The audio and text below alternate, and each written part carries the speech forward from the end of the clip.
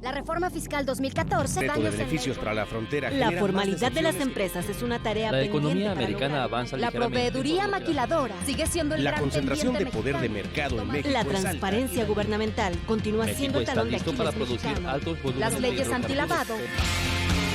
Solo Negocios Radio. Las mejores entrevistas y análisis para lograr una toma de decisiones adecuada. Contáctenos. Correo electrónico. Correo@solonegocios.mx. Página de internet. www.solonegocios.mx. Facebook. www.facebook.com/solonegociosmx. Twitter. @solonegocios. Y recuerde, no es nada personal, son solo negocios.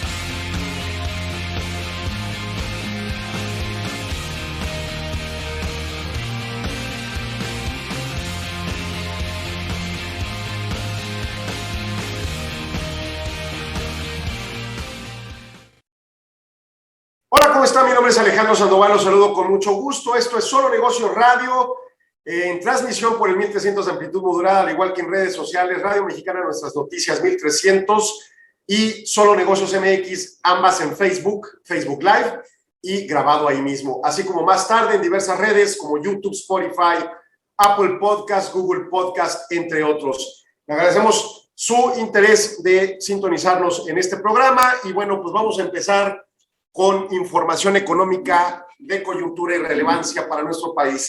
El día de hoy vamos a platicar el segundo trimestre, Producto Interno Bruto, datos ya definitivos, y antes vamos a tratar el tema concreto del reporte laboral en Estados Unidos de personal con seguro por desempleo, en donde nos da pauta de la movilidad del empleo en Estados Unidos, una de las metas de la Reserva Federal, que, por supuesto, y a saber, no es un dato absoluto porque no cubre toda la fuerza laboral en los Estados Unidos. Sabemos que ciertos empleados tienen ciertos derechos para seguros por desempleo y hay otros empleados que no, pero esto es una buena pauta para ver la movilidad económica. Bien, en esta lógica, bueno, pues vamos comentando el resultado del jueves pasado, 19 de agosto, cerró con una tasa ajustada por estacionalidad de solicitudes iniciales de 348,000, con una baja de 29,000 respecto a una semana anterior.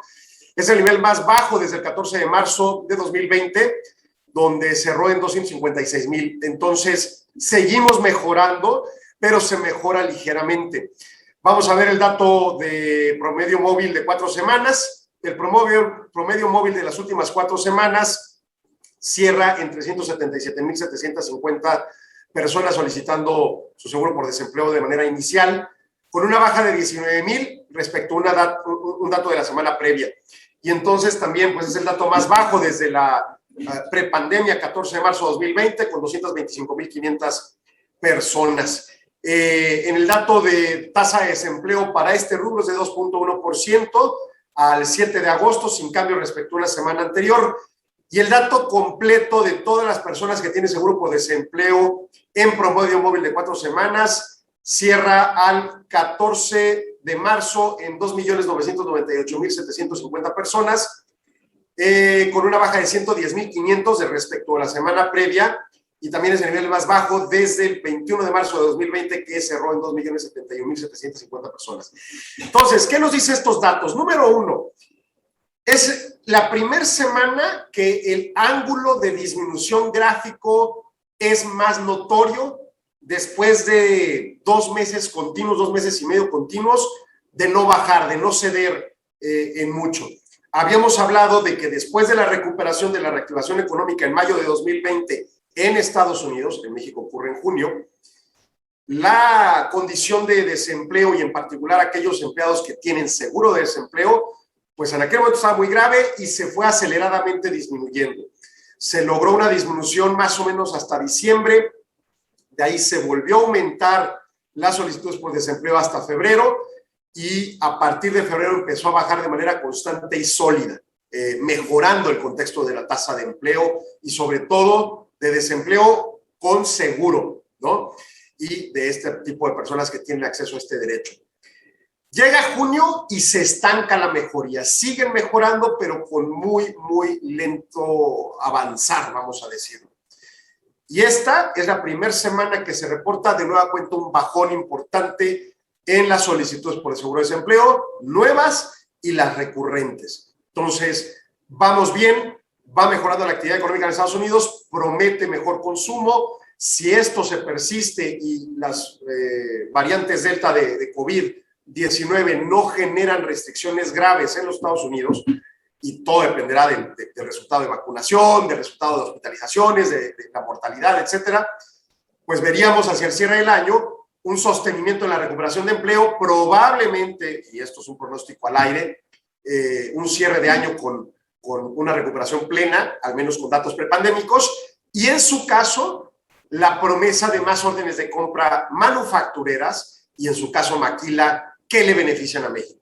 Entonces, vamos como que viendo una buena salida hacia adelante en próximas fechas.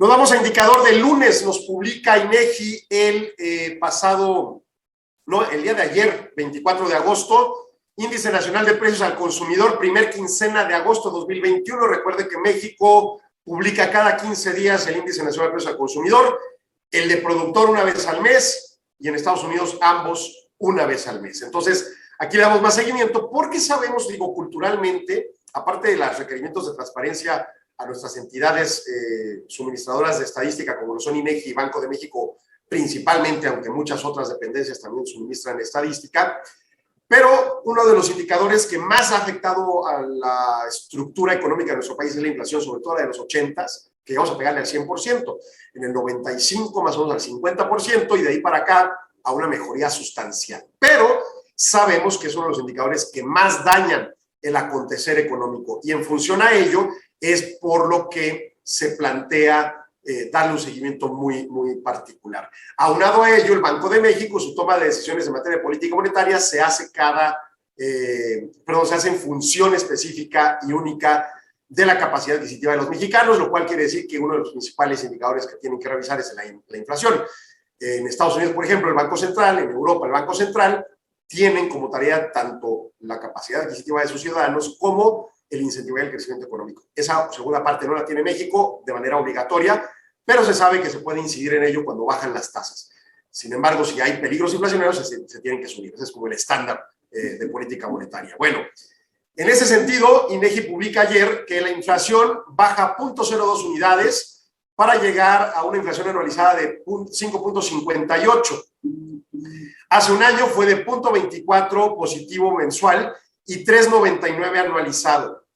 El índice subyacente, la parte de inflación de mercancías y servicios que no son volátiles presuntamente, trae una movilidad hacia arriba, y esta es de las cosas que más afectan a la toma de decisiones de política monetaria, de 0.28% quincenal para 4.78 anualizado, cuando hace un año fue de una baja de 0.92, pero un anualizado de 8.08%. O sea, el año pasado, para la primera quincena de agosto, ya traíamos una movilidad complicada en la inflación, y más que nada en la subyacente. Está mejorando relativamente, aunque en la quincena haya subido específicamente en este indicador.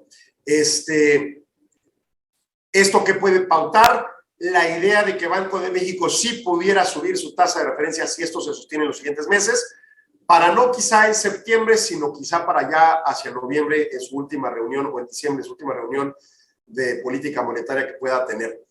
En la parte interior de la subyacente, las mercancías son las que más suben, 0.47%, los servicios suben muy poco, 0.06%, y ojo que viene un aumento en los servicios, quizá en la parte de índice de productor con el tema de REPSE, que ya explicaremos más adelante, pero en el punto concreto de mercancías, pues ya hay una infección, ¿no?, de los problemas inflacionarios temporales que se han venido argumentando, y que, digo, lo pongo entre comillas y medio parece sarcasmo, pero no lo es. O sea, sí es cierto, tenemos una temporalidad sostenible en algunos de los elementos que han elevado la inflación en este año, pero pues su temporalidad ya ha sido medio amplia. Y luego dos, el efecto empieza a transmitirse o transminarse, se dice, hacia productos presuntamente no volátiles como mercancías.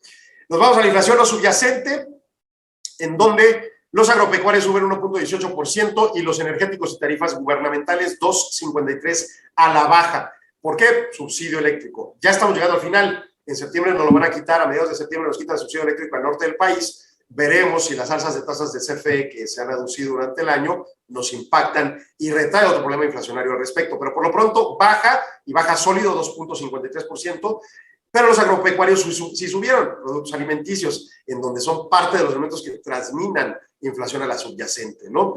Bueno, en ese sentido, vamos a el rubro de comparativa anualizada.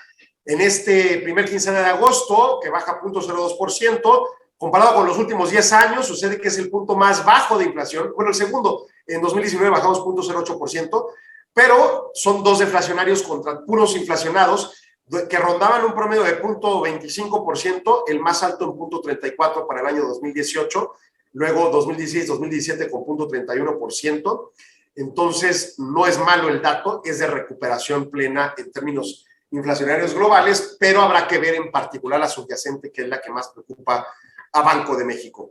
En la parte de comparativa subyacente-no subyacente, la subyacente es la más alta en los últimos 10 años, con 0.28% al alza, cuando el punto más bajo hubiese rozado por ahí del 10% en el año 2013, y en su caso, una media tendiente hacia 0.15%. En la agropecuaria, que baja 0.92% en general, aunque realmente el bajón fuerte es la parte eléctrica y de tarifas gubernamentales, los últimos 10 años normalmente la media fue de un positivo 0.40%, así que bajó fuerte las tasas, en este momento énfasis marcado subsidios eléctricos. Y la tendencia comparativa de gráficos nos muestra básicamente que la inflación general tiende a la baja muy lentamente, después de un pico muy fuerte que ocurrió por ahí entre abril y junio. 2, la inflación no subyacente está picada hacia abajo de manera relevante, está bajando sensiblemente, pero la inflación subyacente sí está tendiendo a un alza peligrosona, preocupante, que pudiera traer consecuencias no muy gratas próximamente. Productos más inflacionados, el chile serrano con 26.78%, el aguacate 8.98%, jitomate 2.92% y manzana 4.32%. Gasolina también tiene una incidencia de 0.26 al alza, electricidad 1.092, aun cuando bajó. Entonces, la pregunta es que bajó, ¿no? Pues tenemos ahí, yo creo, la parte de electricidad con un sesgo particular en el norte, pero en el global tiende a subir, y en su caso posiblemente algunos aspectos, bueno, ahí está gas doméstico, los menos inflacionados, gas doméstico LP baja 15.06 con los precios estos máximos que fijó el gobierno, transporte aéreo baja 11.47, yo creo que ahí gas doméstico LP es el que más incidencia tendría la baja en inflación. Papa y otros tubérculos 2.58, servicios turísticos en paquete 4.51, terminan las vacaciones y por eso bajan. Estados más inflacionados, Oaxaca, Guerrero y Querétaro. Los menos inflacionados incluyen Estado de México, Puebla y Baja California. Para cerrar, ciudades más inflacionadas, Tapachula en Chiapas, Tehuantepec, Oaxaca y Jiménez en el estado de Chihuahua. Saltillo, Coahuila, el menos inflacionado. Atlacomulco, Estado de México en segundo lugar. Toluca, Estado de México en tercer lugar. Chihuahua capital baja 0.27, así que también sólido. Juárez no aparece en los top 10 de ninguno de los dos. Voy a corte comercial en la radio, no se vaya, siga aquí en Solo Negocios.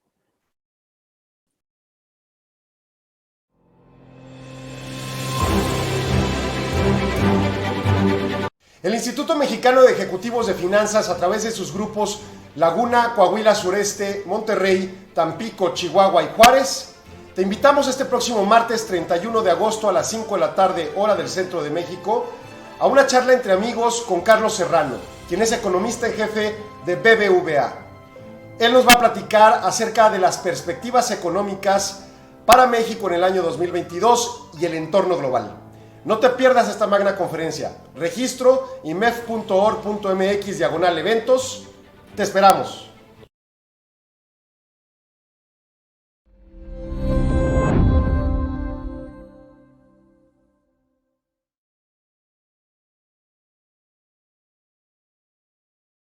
Hola, ¿qué tal? Soy Antonio Gil, director de finanzas en Princeton y presidente del IMEF Valle de Toluca. Quiero compartir con ustedes estos elementos para una mejor gestión financiera empresarial. En primer lugar, debemos tomar en consideración la visión que todo líder debe de tener, una visión estratégica. En segundo lugar, necesitamos tener los procesos organizacionales bien definidos. Y en tercer lugar, debemos establecer una plataforma tecnológica. Estos tres elementos en su conjunto nos darán, como líderes, una mejor gestión organizacional. La estrategia es importante, puesto que nos permite construir el futuro a partir de lo que tenemos hoy. Los procesos organizacionales perfectamente definidos. Y no olvidemos que dentro de estos procesos está el de tesorería. La tesorería se vuelve un elemento vital en estos momentos, donde la liquidez es importante. La liquidez nos va a permitir continuar con la viabilidad del negocio. El tercer elemento, como se mencionó, es la plataforma tecnológica. La plataforma tecnológica, como hemos visto en estos momentos, ha generado una nueva capacidad, nuevas habilidades en las personas, creando nuevas oportunidades. Estos tres elementos combinados nos permiten generar una mejor propuesta de valor para los clientes, que al final de cuentas son los que estarán esperando esas propuestas para que la empresa salga más fortalecida.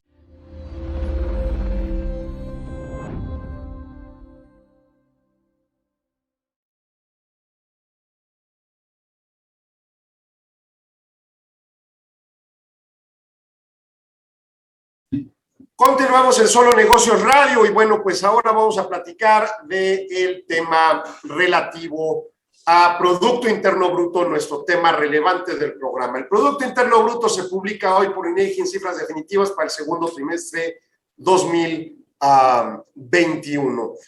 En el dato oportuno publicado el 30 de julio resultó en un aumento de 1.7% entre abril y junio 2021. ¿Qué pasa con datos definitivos? Ya que se hace el cálculo total, el resultado es el mismo, 1.5%, no hay alteración.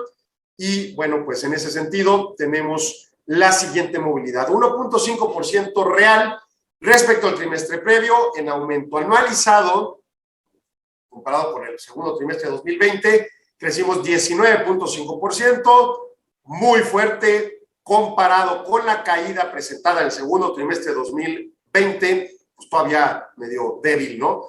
En su caso, en actividades primarias, trimestre a trimestre sube 0.8%, secundarias 0.3%, terciarias 2%.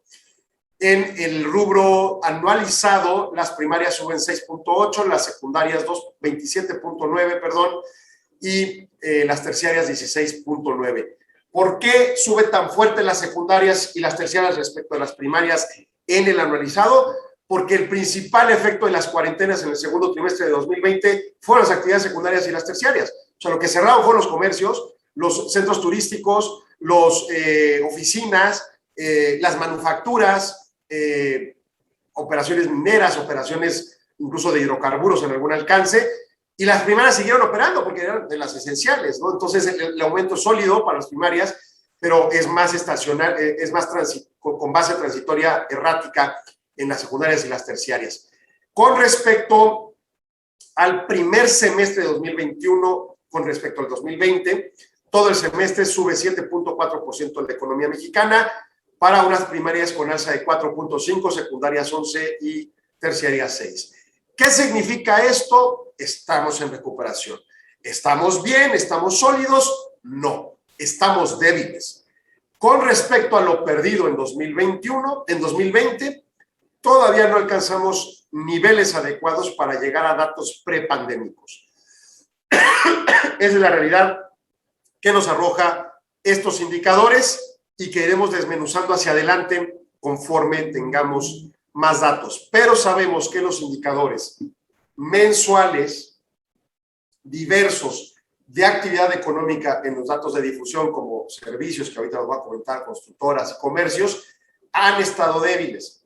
Y esa falta de consolidación en esas operaciones no brindan la certeza para generar el empleo que se perdió, ni la derrama económica en flujo, que se traduce precisamente en un Producto Interno Bruto más sólido. Entonces, así las cosas, el PIB estable, en recuperación, pero no lo suficiente para pensar en una mejoría prepandémica, datos prepandémicos. En la parte de PIB presentado para precios corrientes, o sea, en pesos y centavos, el Producto Interno Bruto nominal a precios de mercado se situó en 25.931 millones de pesos o 25.9 billones de pesos. Esto al segundo trimestre de 2021, presentando un crecimiento de 29.6%, de acuerdo al 2020, en función a un 19.6% del PIB real y un 8.4% del índice de precios implícitos. O sea, cuando hablamos de pesos y centavos, hablamos de propiamente un dato que le falta deflactarlo en ajuste de precios, o sea, el dato inflacionario, que no es el INPC, es un deflactor que se usa por INEGI. Entonces, crece a 25.9 billones de pesos nuestro PIB anualizado, de los cuales 19.6% aumenta respecto a 2021 y 8.4% es el deflactor. En esa lógica, la agricultura aglomera 696,000,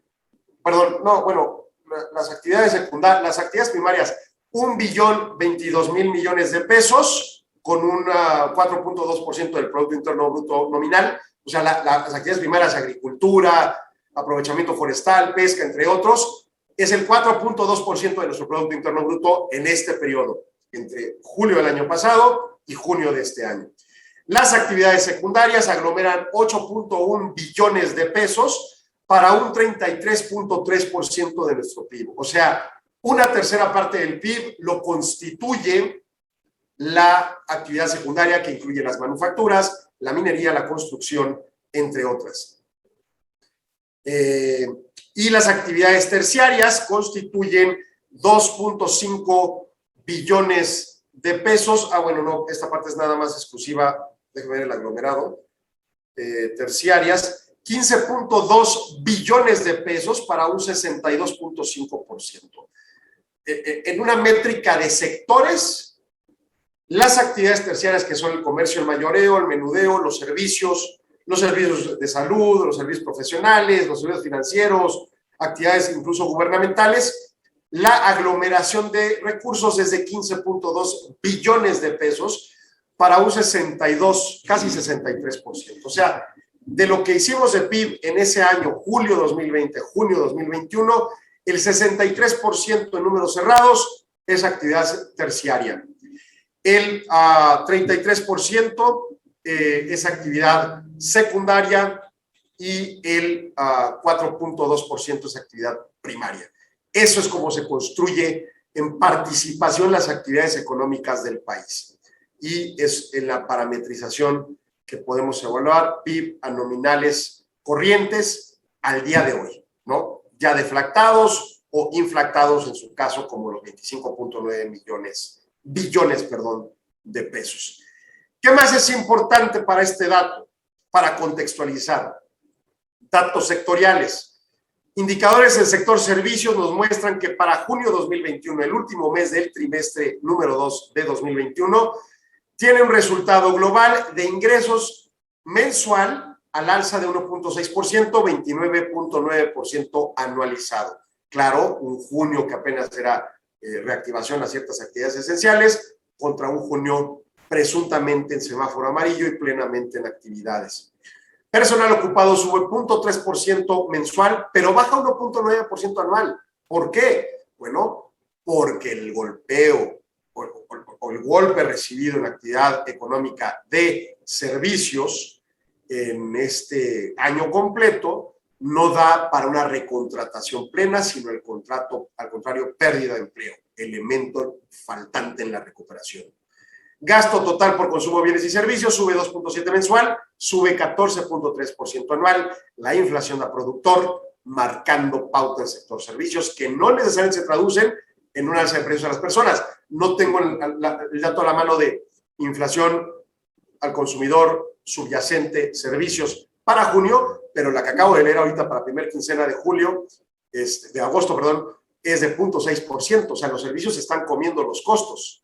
No los están traspasando de manera directa necesariamente. Sería una interpretación directa inicial a reserva de ver el dato de junio completo en inflación.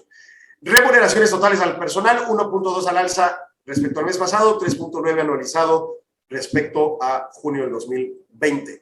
¿Por qué mejora? Porque te quedas con menos empleados, pero les pagas mejor. Te van a exigir también, y sobre todo en servicios donde requieres gente con cierta capacitación, pues la gente se va si no les pagas mejor, ¿no? Aunque no contrates más. Nos vamos a indicadores comerciales. En materia de indicadores de encuesta comercial, nos arroja que ingreso por las operaciones baja en empresas mayoristas, 0.1 mensual, sube 20.7 anualizado. Me parece raro, digo, obviamente no creo suspicacia INEGI, sino en función de que las operaciones mayoristas casi siempre se consideran esenciales, sobre todo si te vas a alimentos, pero no necesariamente en las demás operaciones, entonces habrá que considerar a fondo el dato. Personal ocupado sube 0.2 en mensual, 1.6 en anual, aquí sí hay recuperación en operación comercial, ligera, pero la hay. Remuneraciones medias reales, 2.2 mensual, 9.4 anual, también exigiendo más salarios el personal de operaciones comerciales mayoristas. Cuando vamos a minoristas, en el ingreso de operaciones mensualmente baja la parte de ingresos a las empresas, 0.6%, pero sube 18.1 anualizado. Personal ocupado no mejora, queda nulo el movimiento entre mayo y junio, pero de junio 2020 a junio 2021 sube 3.8%, o sea, sí hay contrataciones, fuerte. Remuneraciones medias reales, baja 5.6 mensual, o sea, hay una degradación en las remuneraciones del personal entre mayo y junio de este año, pero el anualizado 1.5% anual. Entonces, también aquí recuperación medio, sobre todo en la parte de remuneraciones no tan claro y fuerte, ¿no? Y finalmente nos vamos a constructoras. La producción de constructoras mensualmente baja 0.9%, no termina de recuperarse el sector construcción que pertenece al sector secundario y por ello pues el PIB mejora, pero ahí medio levemente, ¿no? En el año a año, 4.3%, pues participando poco en la recuperación PIB secundario, que fue el más sólido de la recuperación PIB total.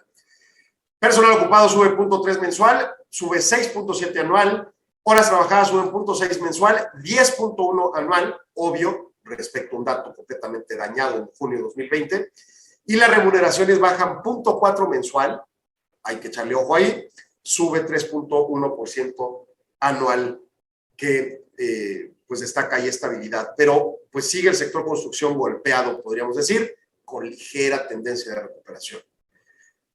Y otro dato relevante, pero este también para junio, es el IGAE, que es como el cuasi-PIB mensual de junio, y se presenta junto al PIB ya datos definitivos, y bueno, pues el IGAE de junio cae 0.9 mensual, sube 13.4 anual, comparado con una base malísima de junio de 2020.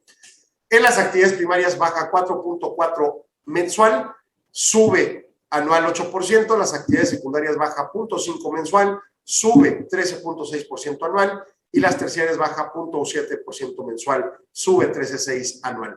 Ojo, aquí es relevante citar, el anual se esperaba que mejorara, pues está contra un mes nulo prácticamente en el escenario de recuperación de algunas actividades esenciales del año pasado, pero el mensual tendería la expectativa a ser sólida, y es malo el mes, y ese mes malo se refleja en un mal PIB de recuperación. Y el problema es qué viene en julio, qué pasó en julio y qué viene para cerrar el año, para lograr la expectativa de 6% anual que traemos en IMEF o el promedio que traen entre el gobierno y diferentes entidades de pronósticos. Entonces, el tema sensible y preocupante. Voy a corte, no se vaya, siga aquí en Solo Negocios.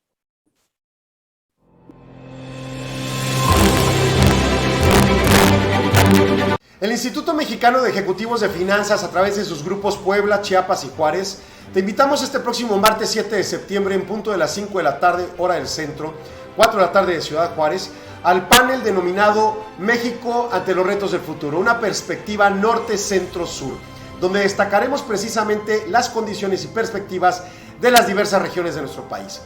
Dentro del panel se incluye a Gabriel Casillas, presidente de Estudios Económicos de IMEF, a Guillermo Malpica, subsecretario de Industria y Comercio de Puebla, a Carlos Salazar, encargado de la Secretaría de Economía del Estado de Chiapas, al doctor Thomas Fullerton, quien es profesor de Economía en UTEP. Va a moderar la maestra Lili Domínguez, quien preside Consejo de Grupos de IMEF, y preside el evento Ángel García Lascurain, presidente nacional de nuestro organismo. Registros en imef.org.mx/eventos. Te esperamos.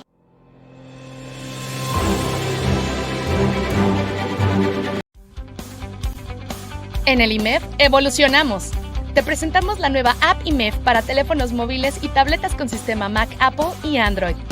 Con esta aplicación tendrás el más alto nivel de las finanzas ahora en tu mano, eventos, contenidos e interacción con los socios del instituto.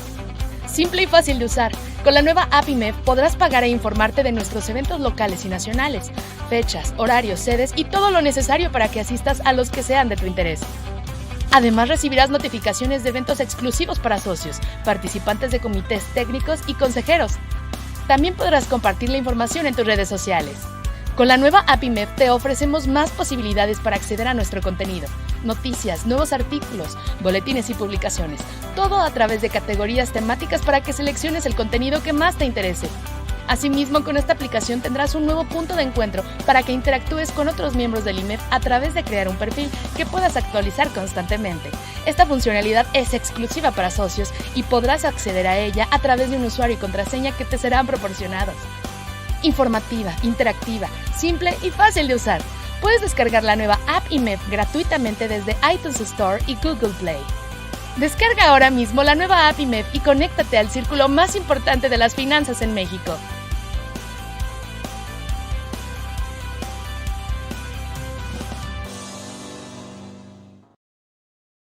Y bien, continuamos aquí en Solo Negocios Radio y ay, se me trabó el OBS, ahorita en segundos aparece mi imagen, pero ya estamos al aire. Y bueno, pues vamos a comentar paralelamente datos estadounidenses, julio 2021, empleo y desempleo estatal en la nación estadounidense. ¿Qué nos ocupa? Aquí es un dato aglomerado que nos permite conocer, digo, aparte de la semana a semana con los datos de seguros por desempleo, pues el contexto de la operación en los Estados Unidos en materia de desempleo, que nos permite pensar en un escenario mejor de la capacidad de consumo de los estadounidenses y, por ende, órdenes de compra para manufactureras de México para allá. El desempleo en tasa fue menor en 17 estados y el Distrito de Colombia y estable en 33, según el Buró de Estadísticas Laborales. En los 50 estados y el Distrito de Colombia tuvieron una tasa de desempleo con tendencias bajistas respecto al año pasado. La tasa de desempleo nacional fue de 5.4%, con una baja de 0.5 unidades respecto al mes previo y 4.8 puntos menos que en julio de 2020, que se compara con un dato errático completo, porque aunque desde mayo de 2020 había reactivación en Estados Unidos, pues no ocurría de manera homogénea en toda la nación, ¿no? El empleo no agrícola o la nómina no agrícola sube en 38 estados y el Distrito de Colombia y básicamente no cambió en 12 estados. En el año, el empleo no agrícola sube en los 50 estados. Así que hay mejoría, tendencia de mejora y consolidación en bastantes estados, mayoritariamente en la Unión Americana, en los rubros de desempleo o generación de empleo, sobre todo la nómina no agrícola, que es una de las más recurridas en los mercados de bolsa. Todavía no se publica PIB, cifras definitivas en Estados Unidos, pero solo como recordatorio, las oportunas publicadas el 29 de julio fueron de 6.5% al segundo trimestre 2021 anualizado y en su caso con una perspectiva positiva para crecer en el año completo cerca del 5 al 8%. Mi estimación es muy amplio el rango en función de que se va consolidando la actividad económica estadounidense, mejora el empleo, hay flujo, claro, inducido por un endeudamiento impresionante del gobierno estadounidense y paralelamente con un tema relevante respecto al rubro particular de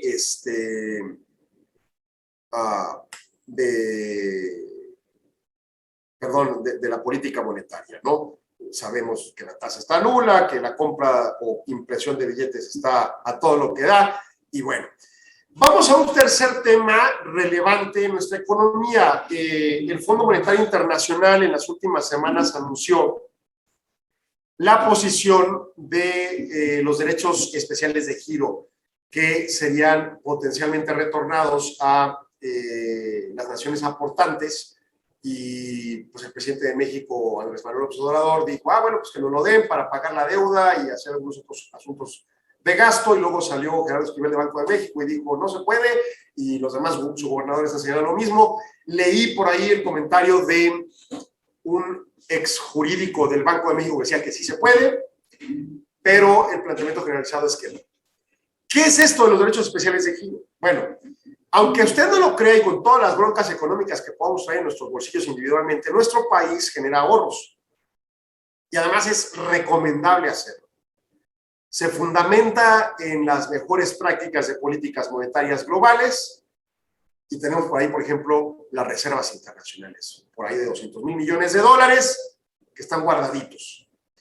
Y ese guardadito, ya ha habido voces, por ejemplo, recuerdo a Carlos Slim platicando la posibilidad de ejecutar ese tipo de recursos en lugar de tenerlo guardado para infraestructura y otros gastos. Claro que el gasto en infraestructura es muy deseable, sobre todo cuando es bien dirigido y no en estadios de fútbol u otras cosas innecesarias. Sucede que si nosotros drenáramos las reservas internacionales y lo usáramos en infraestructura, provocaríamos un bien, la infraestructura, vamos a decir, carreteras sólidas, mejores calles para ciudades manufactureras, por ejemplo, como Juárez o Monterrey o Saltillo, Torreón, entre otras que se me ocurren, centros de investigación, quizá mejor gasto en las universidades para infraestructura académica. Suena padre, ¿no? El problema es que generaría dos graves problemas. Número uno, el influjo de 200,000 millones de dólares en la economía de manera directa te inflaciona la economía, pero así. Y pues, al que más le pega la inflación es el más vulnerable económicamente, al pobre, ¿no? Y a todos los demás nos pega. Entonces no quieres eso. Y dos, te quedas sin tu guardadito, que en mejor imagen, y es una manera simplista de explicarlo, al entorno internacional y con fundamento que tenemos cerca de nuestro 50% de PIB, o sea, de los 25 billones de pesos debemos como 12.5 billones de pesos en deuda externa, y las calificaciones de deuda que fincan y afianzan los criterios para fijar las tasas de interés que pagamos variables, las primas de riesgos que se nos asignan por los acreedores, pues sucede que sería un suicidio tronarnos las reservas internacionales. Sería básicamente decirle a todo el mundo financiero y acreedores específicamente de la deuda externa, ¿sabes qué? Si tuviera una bronca, no tendría con qué responder, por lo tanto, ni un guardadito. ¿Sí? Y entonces, ¿qué pasaría? Nuestras tasas de interés se dispararían, nuestras calificaciones de deuda se dispararían a suelos, o sea, se degradarían, y terminaríamos con una deuda externa mucho más grande y con una problemática financiera pues, prácticamente imposible de resolver. Eso respecto a las reservas internacionales no tiene que ver con DEG, primero, con los derechos especiales de giro Fondo Monetario como principio. Pero ya entendido este planteamiento de una manera simplista, como les digo, de las reservas internacionales, las reservas internacionales nos sirven como ese elemento de buena imagen de respuesta. O sea, tener 200,000 millones de dólares guardados ahí nos sirve para decirle a los acreedores, en caso de una desventura, de una mega recesión, de una caída de los ingresos tributarios y no tributarios del gobierno, sí tengo con qué pagar la deuda. Aquí tengo 200,000 millones de dólares guardados y además tengo una línea de crédito con el Fondo Monetario de 85,000 millones. Es como una tarjeta de crédito guardadita que nunca sacas y que cuando la necesites, pues ahí está para las emergencias. Punto. Si mantenemos calificación de deuda, es por dos cosas. Se ha manejado responsablemente el flujo de recursos de egresos del gobierno en términos de deuda y de ingresos, sin bajar impuestos de manera extrema ni mucho menos. Y dos, tenemos el guardadito. Si no lo despilfarramos, olvídese. Por más infraestructura que construyas, los resultados de una mejor economía por la infraestructura construida con 200,000 millones de dólares se traduciría simple y sencillamente en algo que ocurriría en el plazo del tiempo, el pasar del tiempo, no inmediato, y de inmediato nos afectaría económicamente. Bueno, ¿qué pasa con los derechos especiales de giro con el Fondo Monetario? En el Fondo Monetario tenemos otro guardadito. El Fondo Monetario es como una tanda sin la expectativa de que te toque en algún momento del tiempo un dinero a la bolsa. La única manera que puedes aspirar a un dinero, bueno, dos formas de manera estricta, es pedir prestado, que por eso tenemos estas aportaciones para ser parte del club de países que aportan y que tienen derecho a pedir prestado, o dos, que se te devuelvan estas asignaciones de derecho de giro. ¿Qué dice Banco de México al respecto? Dice, el Fondo Monetario hace efectiva la asignación general de derechos especiales de giro equivalente a 650,000 millones de dólares esto es 458 mil millones de DEX. Los DEX se convierten en un elemento, no es una moneda, como le explicaban ayer Raúl Ponce con Luis Enrique y con Emanuel, no es, así como el Bitcoin, no es una moneda expresamente, pero se cotiza, tiene un valor de cotización. Bueno, este recurso se había aprobado el 2 de agosto y el objeto de la asignación es proveer liquidez adicional al sistema económico mundial mediante el fortalecimiento de las reservas internacionales. La asignación se distribuye entre los miembros del fondo en proporción a sus respectivas cuotas que pagamos. O sea, se paga una cuota de pertenencia y se constituyen DEX. O sea, se te asignan valores, ¿no?, de participación, como acciones, digamos. De ese modo, a México le corresponde la asignación de 8.542 millones de DEC, equivalentes a 12.117 millones de dólares. Esa operación incrementa en idéntica cantidad tanto el pasivo como el activo de Banco de México. Por una parte, se aumenta en DEC 8.500 millones en la tenencia de inversión, que forma parte integral de la Reserva de Activos Internacionales de Banco de México. Es parte de nuestra Reserva Internacional de los 200.000 millones de dólares que cité ahorita. Una parte está en DEX. Y la otra contrapartida aumenta en ese mismo monto en cuanto a las asignaciones especiales de giro del pasivo del Banco Central. El Banco de México paga trimestralmente intereses por sus asignaciones en DEC y con la misma frecuencia y tasa lo recibe por su tenencia. En consecuencia, la operación no tiene impacto en el resultado del Banco de México. O sea, digamos que matemáticamente tenemos esa aportación y recibimos interés por ese ahorrito, pero a consecuencia tenemos una carga de ese mismo monto y los intereses correspondientes. Salimos tablas.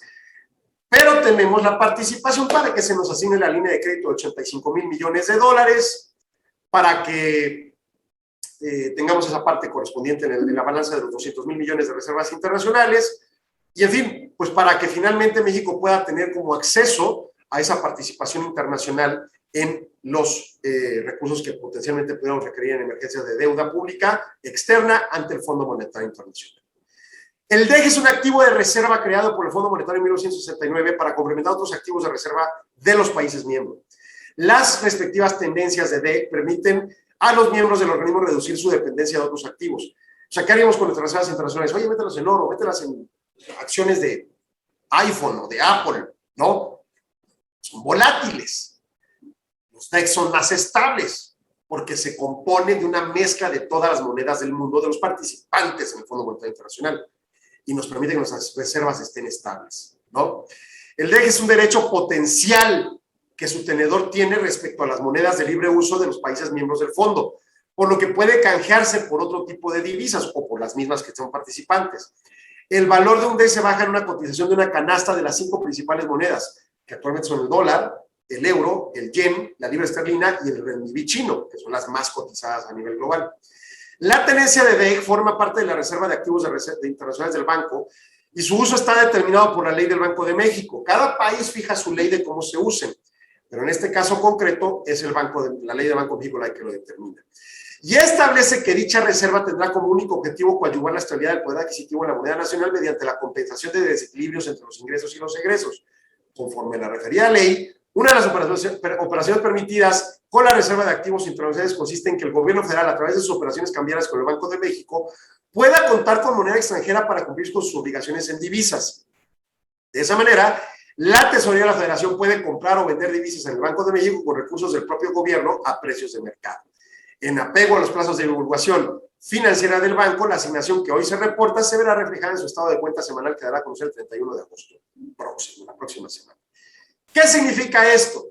No es lana libre, no es que vayamos al cajero o de la tanda nos tocó un dinero y podamos gastarlo, no funciona así.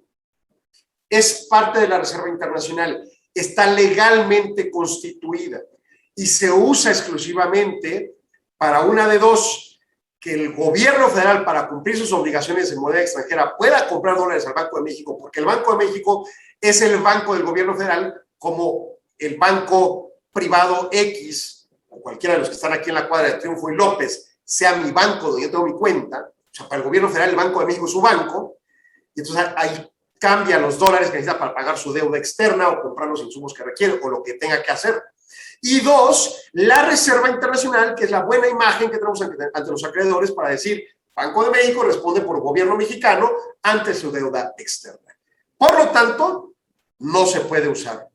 En principio, por ley, no por constitución, se puede cambiar la ley, pero no conviene. macroeconómicamente es parte de los elementos de la mejor construcción. Voy a corte, no se vaya, sigan Solo Negocios, regresamos en segundos.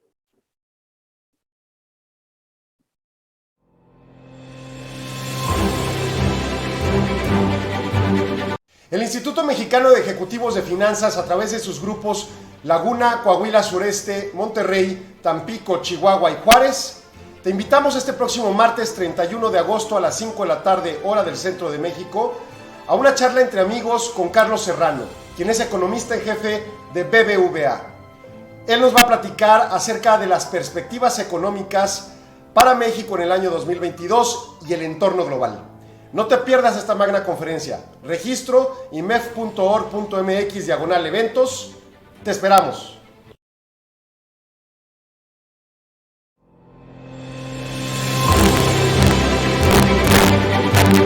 El Instituto Mexicano de Ejecutivos de Finanzas, a través de sus grupos Puebla, Chiapas y Juárez, te invitamos este próximo martes 7 de septiembre en punto de las 5 de la tarde, hora del centro, 4 de la tarde de Ciudad Juárez, al panel denominado México ante los retos del futuro, una perspectiva norte-centro-sur, donde destacaremos precisamente las condiciones y perspectivas de las diversas regiones de nuestro país.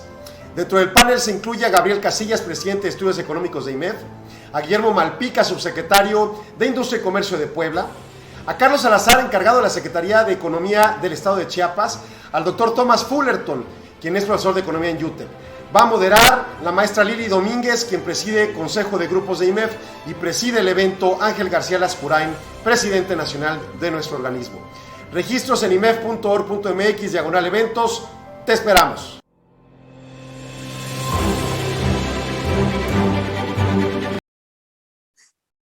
Bien, continuamos aquí en Solo Negocios Radio y platicamos ahora finalmente del reporte de la Agencia de Información Energética de los Estados Unidos, la EIA, la cual nos señala que los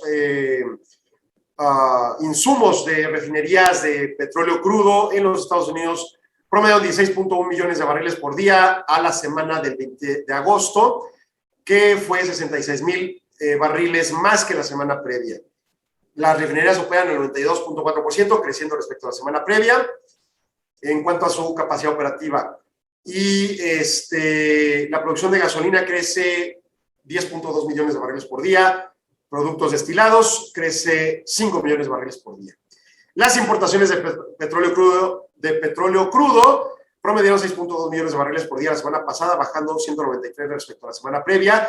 En las últimas 4 semanas se importaron un promedio de 6.3 millones de barriles por día, 8.8% más que la semana previa en promedio móvil de 4 semanas.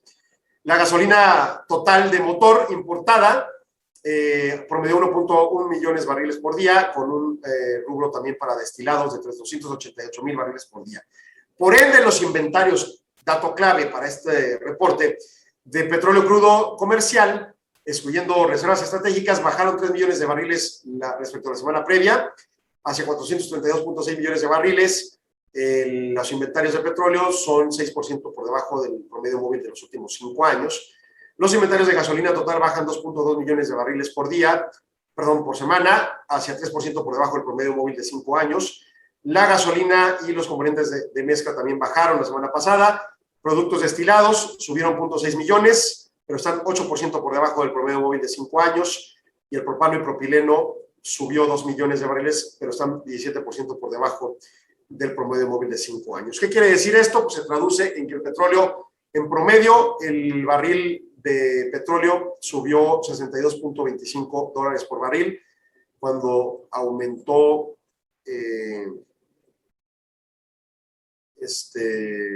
bajó respecto a la semana previa $6.11, pero $19.93 más que el año pasado. La gasolina en spot en el puerto de Nueva York está a $2 por galón, $2.55 menos que la semana previa.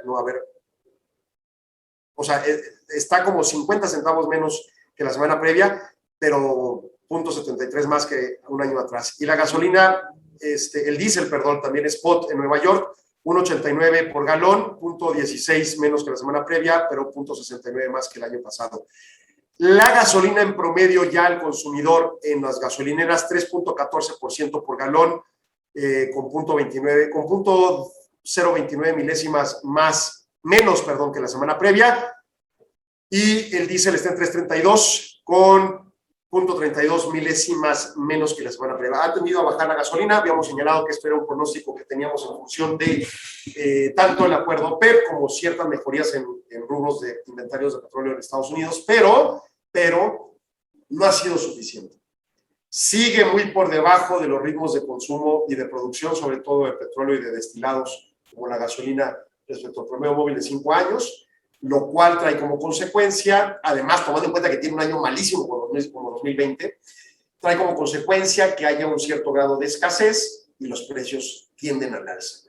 Entonces, por ello el llamado a Estados Unidos a OPEP de aumentar producción para efectos de disminuir esa escasez y disminuir el precio. Pero hay un pequeño detalle. Las gasolineras y las productoras y las refinerías y las pozos petroleros estadounidenses no bajan producción. Entonces es como un argumento medio injusto. O sea, si le dices al oligopolista, que es el cártel, ¿no?, de la OPEP, oye, aumenta tu producción para que bajen los precios, pero yo no, y me como el mercado. Y eso no es necesariamente algo, ya olvídense de éticos, que importa en un momento dado. Eso es algo que no van a atender en la OPEP, a menos que llegaran a haber presiones políticas. El tema de Afganistán pudiera traducirse en ello, pero a mi entender Afganistán no es un productor de petróleo relevante y pues por lo tanto no juega el papel de relevancia al respecto. Si se metieran Irán e Irak, ahí sí, olvídese, nos metemos en un conflicto de precios de petróleo gravísimo, ¿no? Pero por lo pronto ya saber, pues el talibán está concentrado en su asunto de operar su país y por lo tanto no hay un tema petrolífero al respecto en ese conflicto. Veremos eventualmente en el resto de la operación.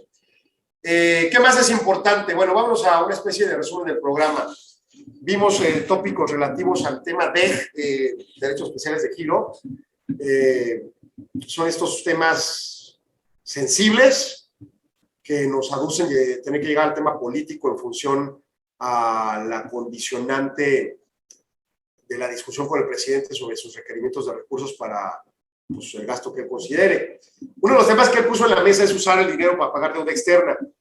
Y en principio, estéticamente no pudiera aparentar mal uso del recurso de reserva internacional para ello. Pero el problema es que no hay propiamente un beneficio, dado que no hay una crisis de tasas, menos hoy en día con las tasas tan drenadas a nivel global, donde nuestra deuda externa se tasan tasas variables globales, y que todavía tenemos la calificación de deuda positiva. Entonces, por lo tanto, soy de la idea, replicando a otros economistas que a nivel global han opinado lo mismo, que no hay necesidad de hacer adelantos de deuda externa. Alguien pensaría, no, es que es un gran peso y la deuda externa, y claro, si nos vamos a los temas públicos y de crítica política de los 80, pues sí, es una cosa espantosa la deuda externa, pero no está pesada el servicio de deuda. Claro, culturalmente tenemos el tema, ¿no? Les digo, sobre todo por los 80s, como nos golpeó la deuda externa, y hasta el 2008, cuando se terminó de pagar los bonos Brady, fue un tema relevante. Pero hoy en día no lo es. Hoy es el 50% de tu PIB, sí, pero el servicio de deuda, que es el pago mensual que se hace, está estable. Si mantenemos nuestra calificación de deuda y mantenemos, y la perspectiva es que las tasas se mantengan bajas, al menos por los dichos de la Reserva Federal, creo yo que no hay un gran conflicto en la tasa de interés. Y aun cuando empezaran a subir las tasas, que se supone van a subir a finales del próximo año, no aumentarían de manera grave. Por lo tanto, no es un tema tan relevante. Sí es un dinero que se nos va mensualmente en ello, pero de igual forma desestabilizarías las balanzas de pagos, las balanzas, el equilibrio que comenté ahorita de DEX ante Fondo Monetario y más que nada de la Reserva Internacional y la imagen de buena finanza macroeconómica, para que no por tasas movilizadas, sino por inestabilidad de nuestra imagen, nos empezara a subir la deuda o nos empezaran a cortar el acceso a deuda. Entonces, yo creo que el presidente, si bien pudiera en algún momento tener algún cierto grado de razón en dar adelantos y no generar una inestabilización tan grave como la que se ha aducido por algunos otros críticos, lo cierto es que no tiene caso, menos para el fin de pago de deuda. Peor si se usara para infraestructura, olvídese, eso sería terrible, ¿no? Y si se usara para gasto corriente, sería un despilfarro. ¿Qué son los argumentos que yo he girado, por ejemplo, cuando me entrevistaban mucho cuando en la época del sexenio de César Duarte, que decían constantemente mis compañeros de medios, oye, están endeudando el Estado, es terrible? Yo decía, mira, no es un problema la deuda, el problema es que se gaste mal el dinero. Si se hubiera gastado esa cantidad de 50,000 millones de pesos, creo que aglomera la cantidad que endeudó el gobierno de César Duarte, en infraestructura consolidada para tener puentes y tener mejores calles y carreteras y flujos, drenaje profundo para no tener inundaciones, soporte a los municipios para mejor alumbrado, mejores policías, mejor seguridad notoria, tangible para los ciudadanos, que se gasten los 50 millones de pesos. Pero el dinero se despilfarró en estupideces y gasto corriente, en un estadio de béisbol, en una maltrecha BRT1, aquí en Juárez. Entonces, eso, pues, simple y sencillamente no sirve para nada y es un despilfarro y además te deja comprometido la deuda, ¿no? El gobierno de Corral, a mi gusto, ha gastado en infraestructura, quedan pendientes obras, ojalá que no haya un tema truncado con la nueva entrada del nuevo gobierno de María Eugenia Campos, pero ciertamente la deuda pues se mejoró ligeramente y se logró infraestructura. Veremos qué tan funcional es en el uso. A mi gusto, la poca que se hizo en Juárez, que es mucha con respecto a la historia, pero poca con respecto a las necesidades, pues se avanza y eso es positivo. Y no me interesa un sesgo a favor de Corral o el PAN o en contra de Duarte o el PRI. Para mí es el gobierno y punto. Ojalá que sigamos en la misma tesitura y se trabaje en un siguiente hito importante de deuda, de manejo de deuda y de gasto de infraestructura. Pero gastarse así como así el tema de la deuda en gasto corriente, en infraestructura, que el recurso venga de DEX, por ejemplo, de reservas internacionales, es peligrosísimo. Y finalmente, el tema del PIB, pues va mejorando, pero no es suficiente. Para empezar, no es suficiente respecto comparativamente a recesiones pasadas, que fueron mejor manejadas aparentemente por sus gobiernos y reaccionadas por su iniciativa privada. 2, sigue la pandemia y sigue las posibles restricciones, así que pues obviamente también eso mantiene atemorizada la inversión. Y 3, pues tenemos un elemento global que tampoco ha ayudado demasiado porque el empuje ha sido limitado, más allá de nada más la dependencia con Estados Unidos, que ahí va sólidamente. Así que los números mostrados de PIB nos arrojan la idea de que tiene que ser un cierre espectacular realmente de agosto y más bien septiembre, octubre y noviembre y diciembre para todo el país, para ver realmente un efecto sólido de recuperación hacia el cierre de 2021 y tener ese 6% de crecimiento PIB, que para colmo el próximo año se espera sea menos de 3%. Y entonces eso no nos va a ayudar a recuperar prepandemia y mucho menos los problemas endémicos estructurales que tenemos en México. Hace falta reformas estructurales, aplicarlas eficazmente las de 2014, promover más competencia económica en todas las actividades económicas, que deje el gobierno de aglomerar operaciones o buscar participar en el mercado y se encargue de sus tareas centrales y que veamos hacia adelante un desarrollo sostenido pues verdaderamente sólido, ¿no? Los problemas de pobreza son importantes, hay datos de Coneval que ya trataremos el viernes que pues, siguen demostrando que las cosas no están bien. En fin, se nos acabó el programa, agradecemos su atención, nos escuchamos el día de mañana con UTEC, platicarán de temas relevantes a innovación y tecnología y a capacitación sobre todo. Muchas gracias, Arturo, y nos vemos el próximo viernes aquí en Solo Negocios Radio. Que la pase excelente. Agradecemos su atención. Nos escuchamos de lunes a viernes de 4 a 5 p.m. a través de Radio Mexicana 1300 AM. Contáctenos. Correo electrónico. correo@solonegocios.mx. Página de internet. www.solonegocios.mx. Facebook. www.facebook.com/solonegociosmx. Twitter. @solonegocios. Y recuerde, no es nada personal, son solo negocios.